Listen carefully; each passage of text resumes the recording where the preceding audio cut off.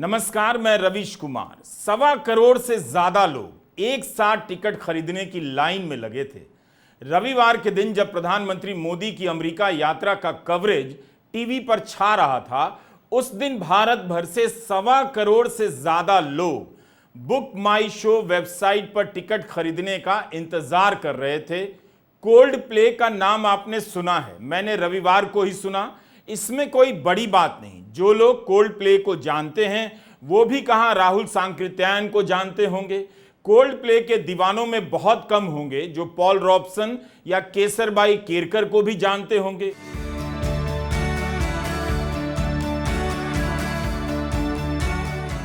Cold play 1997 का एक band है जिसे अब तक 7 बार ग्रैमी अवार्ड मिल चुका है। Chris Martin, Jonny Buckland, Guy Berryman, Will Champion और फिल हार्वे इसके सदस्य हैं। जानने की यही तो दुनिया है। हर आदमी हर चीज नहीं जानता, लेकिन कोल्ड प्ले की बात इसलिए कर रहा हूं कि भारत में रविवार के दिन 1.25 करोड़ लोग कंप्यूटर, फोन, लैपटॉप के सामने बैठे थे।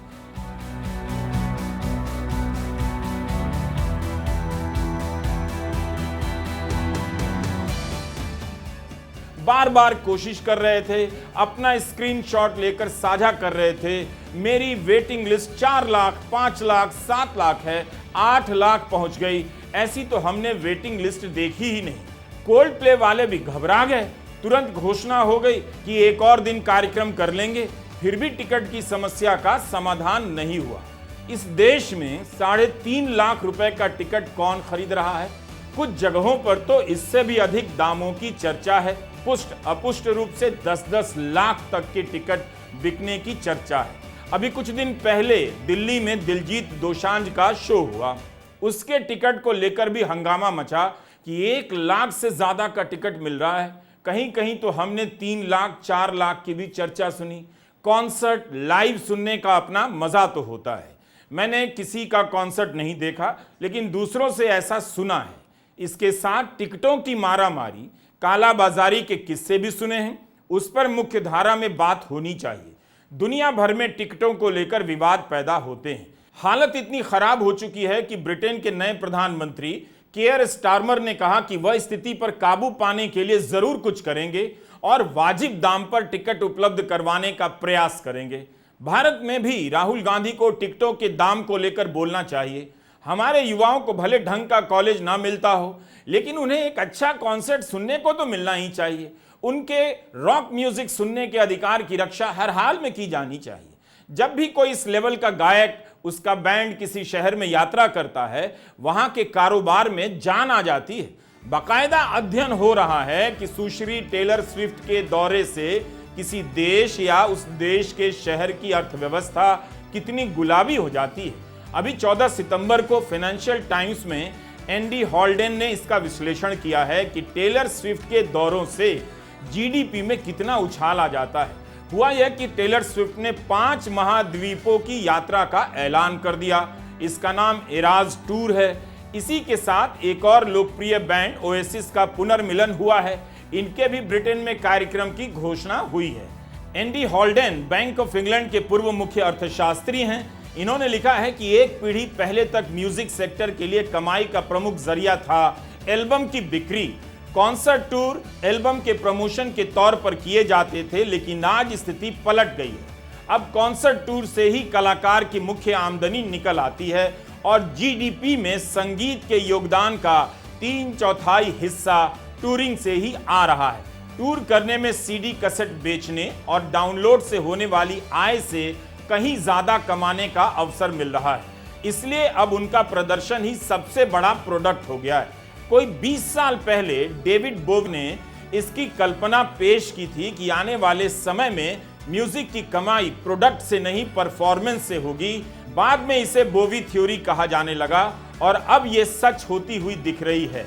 अमेरिका के प्रिंसटन यूनिवर्सिटी के एक प्रोफेसर एलन क्रूजर ने रॉकोनॉमिक्स नाम से किताब लिखी थी। इस तरह के कार्यक्रमों में टिकटों की बिक्री का अपना एक अर्थशास्त्र विकसित हो रहा है। इनका अध्ययन करने वाले अर्थशास्त्री विलियम विक्री और पॉल मिलग्रम को नोबेल पुरस्कार मिल चुका है। इसी लेख में इस बात का जिक्र है कि टिकटों को लेकर फैन में गहरी निराशा छा जाती है, विवाद हो जाते हैं और बैंड की बदनामी भी हो जाती है। टेलर स्विफ्ट के दौरों को लेकर भी विवाद हुए हैं, जिसकी बात हम आगे करेंगे। एंडी का तर्क है कि दुनिया की अर्थव्यवस्था में म्यूजिक का कितना योगदान है, इस पर अखबारों में उदासी छाई रहती है, जबकि इसकी संभावनाओं पर बात होनी चाहिए। तो हमने सोचा कि कोल्ड प्ले पर वीडियो बनाते हैं, अपने लिए कम से कम। जो कोल्ड प्ले के बारे में मुझसे ज्यादा जानते हैं वो जरूर इसे देखें और अंत तक चेक करते रहें कि मैंने कितना बताया और कितना छूट गया। क्या वाकई सबने दीवानगी की हद तक कोल्ड प्ले को सुना है, या देखा देखी का मामला है कि हमने भी देखा है और हम भी देखेंगे वाला मामला इस दीवानगी के पीछे तो नहीं है? कहीं ऐसा तो नहीं कि टिकटों का अभाव पैदा कर कोल्ड प्ले के लाभार्थी पैदा किए जा रहे हैं? यह भी एक ट्रेंड है जिस पर बात होनी चाहिए। इस होड़ में केवल बड़े शहरों के युवा नहीं हैं, हर तरह के शहरों के युवा शामिल हैं, उन शहरों के भी जिनका नाम स्मार्ट सिटी है मगर अभी तक स्मार्ट नहीं हो पाए। अगर कोई गांव वाला भी लाइन में लगा है तो भाई माफ करना, हमने आपको कम समझा। आप भी कोल्ड प्ले के टिकट के लिए लाइन में लगे थे, ये तो बहुत अच्छी बात है। भारत के युवा अपने गांव के आदर्श ग्राम और अपने शहर के स्मार्ट होने का इंतजार छोड़ अपनी जवानी का ठिकाना दिलजीत दोसांझ और कोल्ड प्ले टेलर स्विफ्ट में खोज रहे हैं। ये बहुत ही कूल मामला है डूड, ऐसा ही होना चाहिए।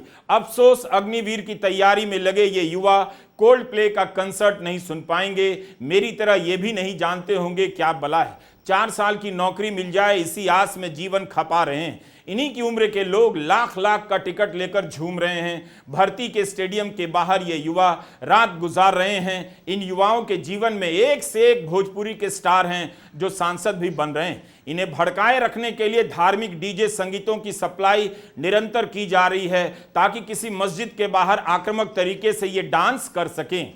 आप किसका संगीत सुनते हैं इसका इस बात से भी संबंध है कि आपकी आर्थिक और राजनीतिक तरक्की कैसी हुई है। हर समय तलवार की जगह कलम क्यों निकालो, कभी कभी गिटार भी निकालो यारो। बस मैं अनजान था कोल्ड प्ले से, पता ही नहीं था कोल्ड प्ले वाले कौन हैं। इसका गम नहीं है, ना अपराध बोध है, लेकिन सॉफ्टवेयर अपडेट होते रहना चाहिए।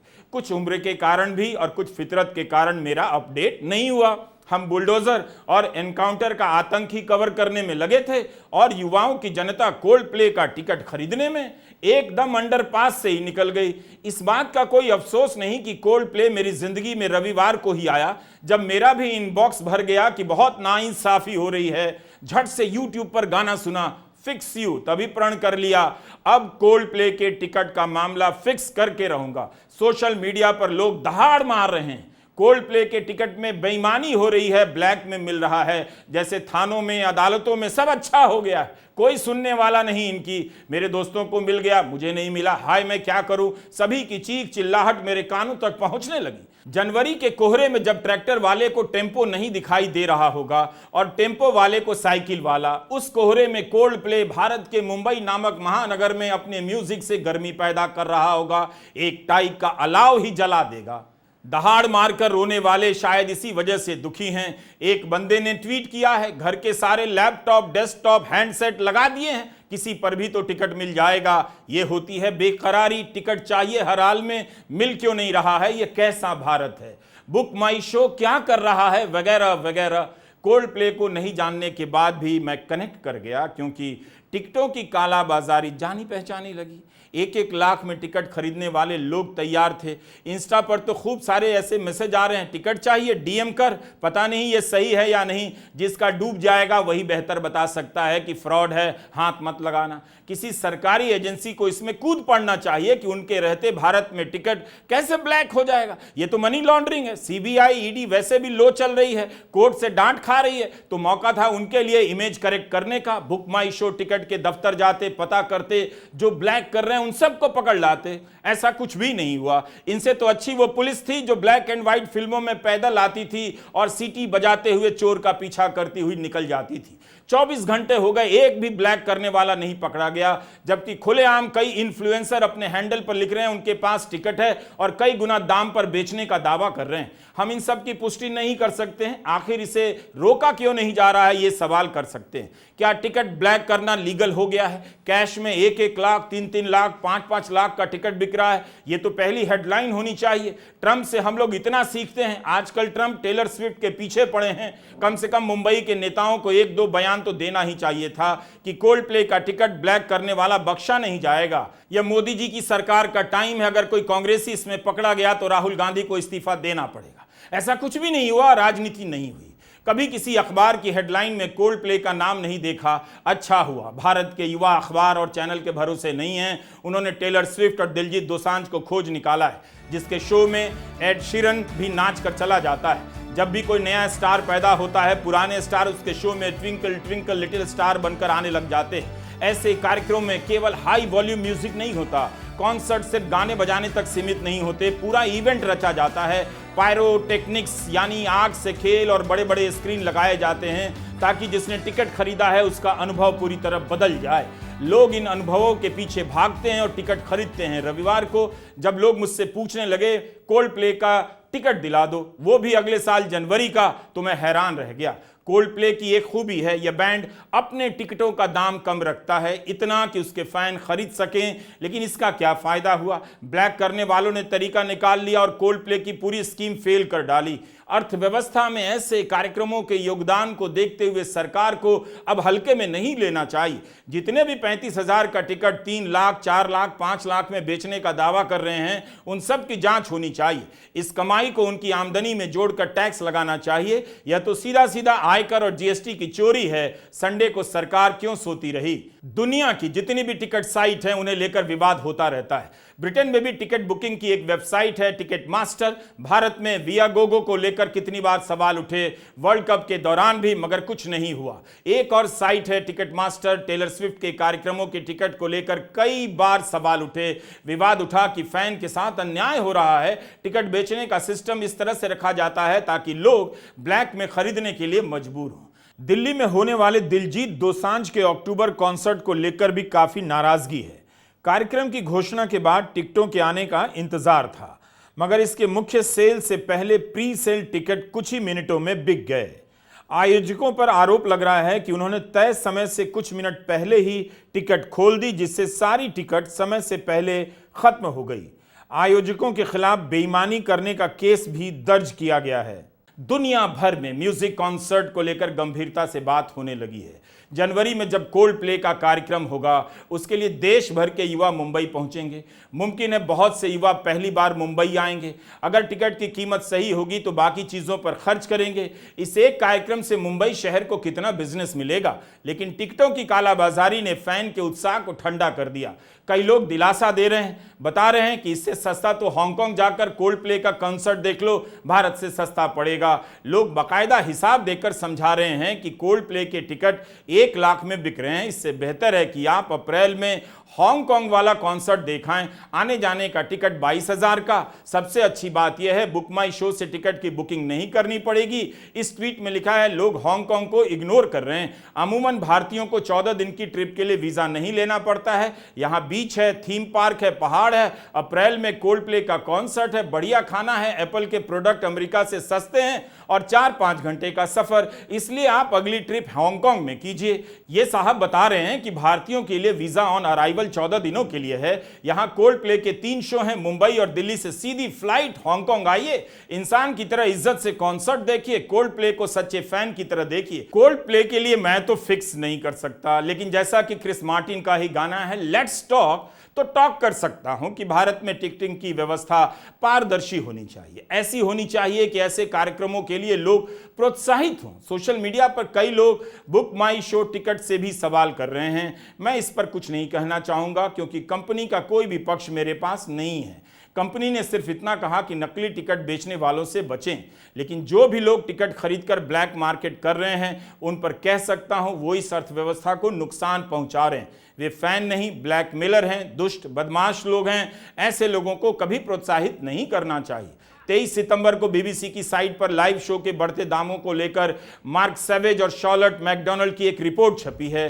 दोनों बताते हैं कि जब 2009 में ओएसिस बैंड ने लंदन के वेम्बली स्टेडियम में प्रदर्शन किया, तब खड़े होकर सुनने के लिए एक टिकट 44 पाउंड का था। अगर इसमें मुद्रास्फीति मिला लें तो अगले साल यही टिकट ज़्यादा से ज़्यादा 68 पाउंड का होता, मगर इससे भी कहीं अधिक 150 पाउंड का एक टिकट बिका। 2009 से 2010 के बीच एक टिकट 44 पाउंड से बढ़कर 150 150 पाउंड हो गया, जो बहुत ज्यादा है। ये टिकट डायनेमिक प्राइसिंग के चलते भी महंगे होते गए। डायनेमिक प्राइसिंग मतलब मांग बढ़ती देखकर दाम बढ़ाने का सिस्टम, जैसा फ्लाइट बुक कराने में होता है। कोल्ड प्ले की घटना को लेकर शांति है, जबकि इसमें घपला है, घोटाला है। कैसे एक तरह से ज्वार पैदा किया जाता है, इस खेल को भी समझना चाहिए। क्या यह ज्वार स्वाभाविक होता है, या ज्वार या हाइप बनाने के लिए बाकायदा एक पूरी इंडस्ट्री लगा दी गई है? देखा देखी में सब दौड़ पड़ते हैं कि हमें भी टिकट चाहिए, कोल्ड प्ले का नहीं देखेंगे तो हाजमा खराब हो जाएगा, दोस्तों को क्या मुंह दिखाएंगे। तरह तरह का दबाव बनता है, सब मिलकर एक दूसरे पर यह दबाव पैदा करते हैं। तुम्हें टिकट मिला क्या? मुझे तो नहीं मिला। बस समुद्र में ज्वार आता है और टिकट की वेबसाइट पर 1.25 करोड़ लोग टूट पड़ते हैं। बुक माई शो टिकट की वेबसाइट ही क्रैश हो जाती है। एक तो टिकट महंगे होते जा रहे हैं, दूसरा इनकी ब्लैक मार्केटिंग की समस्या पैदा होती जा रही है। बीबीसी में सैवेज मैकडोनाल्ड बताते हैं कि लाइव कॉन्सर्ट इवेंट के दाम 2023 से 24 के बीच एक साल में 23% बढ़ गए। एक कॉन्सर्ट में जाना लगभग एक अच्छी छुट्टी मनाने जितना महंगा हो गया है। मैडोना की सेलिब्रेशन टूर के वीआईपी पास का दाम 1300 पाउंड था, यानी लगभग 1.5 लाख रुपए।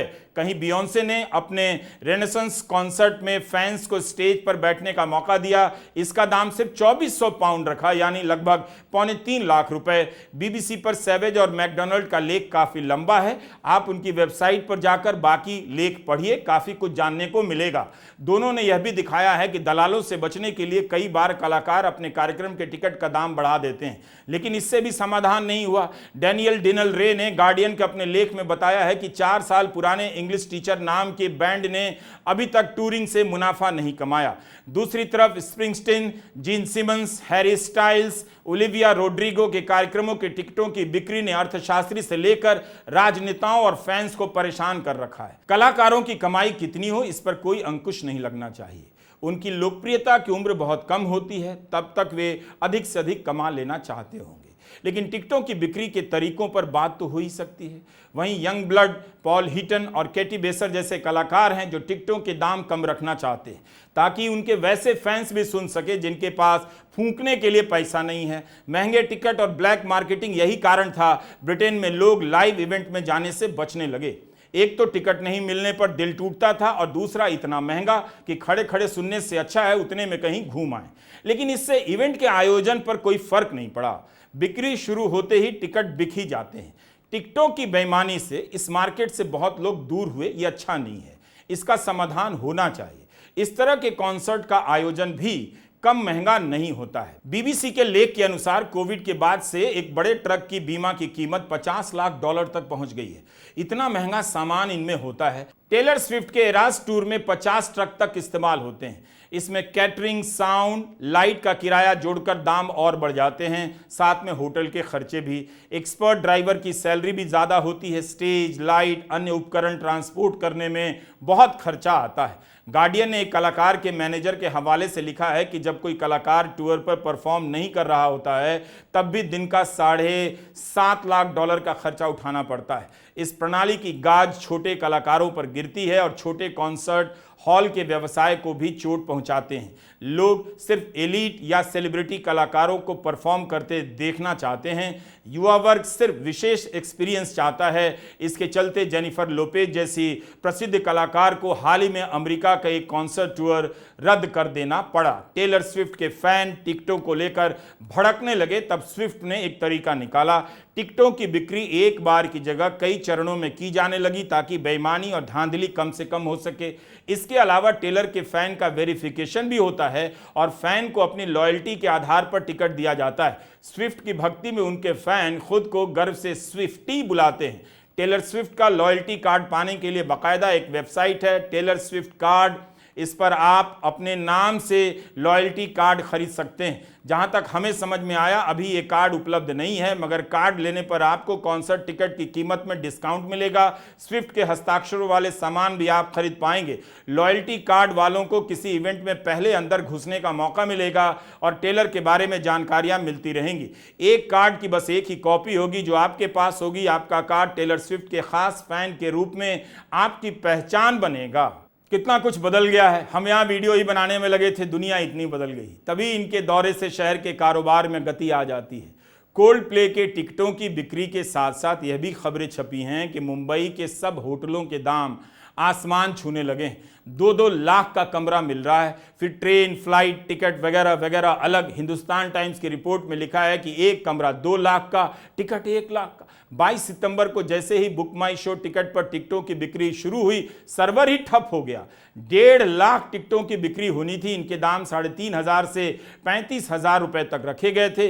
1.7 करोड़ से भी ज्यादा लोगों ने लॉग इन कर दिया। सब अपनी अपनी वेटिंग लिस्ट का स्क्रीनशॉट ट्वीट कर रहे थे। कुछ फर्जी साइट्स पर भी टिकट बुकिंग की जानकारी दी जा रही थी। बुक माई शो के ऑफिशियल सोशल मीडिया अकाउंट से चेतावनी जारी की गई है। हमारे एक परिचित ने ऐसे ही एक अकाउंट से टिकट के बारे में पूछा तो टिकट की ओरिजिनल कीमत से 10 गुना दाम पर एक इन्फ्लुएंसर 4 टिकटें बेच रही थी। कुछ पता नहीं बेचने वाली सही है या फ्रॉड है, इसलिए सावधान रहना चाहिए। 2016 में भी यह बैंड भारत आया था, मुंबई में ही आया। 80,000 से अधिक फैंस सुनने गए। 2025 में इनके आगमन से चहुओर उत्साह ही उत्साह है। कोल्ड प्ले के संगीत के बारे में हम कुछ नहीं कह सकते, कुछ कमाल तो होगा, तभी तो यहां तक दीवानगी है। कुंजी की किताब पढ़कर पास होने वाले भारतीय युवाओं के एक वर्ग में कोई भी आशा और उत्साह के साथ साथ संगीत का संचार पैदा करे, उससे मेरी कोई प्रतिस्पर्धा नहीं है। वरना तो क्या ही है, कब राजनीति में गाय और मुसलमान आ जाए और उसके नाम पर समाज में दहशत पैदा हो जाए।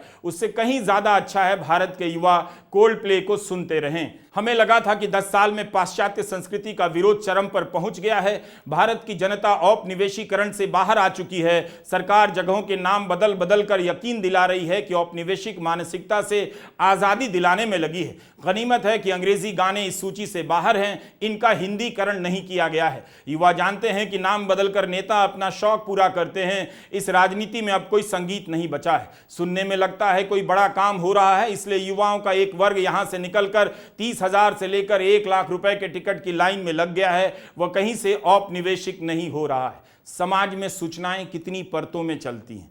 हेडलाइन की दुनिया में ऐसे कॉन्सर्ट आज भी पहले पन्ने पर नहीं छपते, लेकिन युवा इनके पीछे भागे जा रहे हैं। एंटी मुस्लिम राजनीति के चक्कर में दंगाई बनने से कहीं ज्यादा अच्छा है रॉक बैंड के पास जाकर रात भर झूमते रहें। बाकी संस्कृति की रक्षा कॉन्सर्ट से लौटकर देख ली जाएगी। संस्कृति अपनी ही जगह पर सुरक्षित मिलेगी। बस इतना हो जाए कि नेता कोल्ड प्ले टिकट वितरण योजना शुरू कर दें, मैनिफेस्टो में वादा कर दें। सरकार बनाकर नौकरी तो दे नहीं पाते, 2 टिकट ही दे दें। इस वीडियो के लिए पढ़ाई करते वक्त वाकई मजा आया। मैं तो यही मांग करूंगा कि कोल्ड प्ले का कॉन्सर्ट हर जिले में आयोजित हो।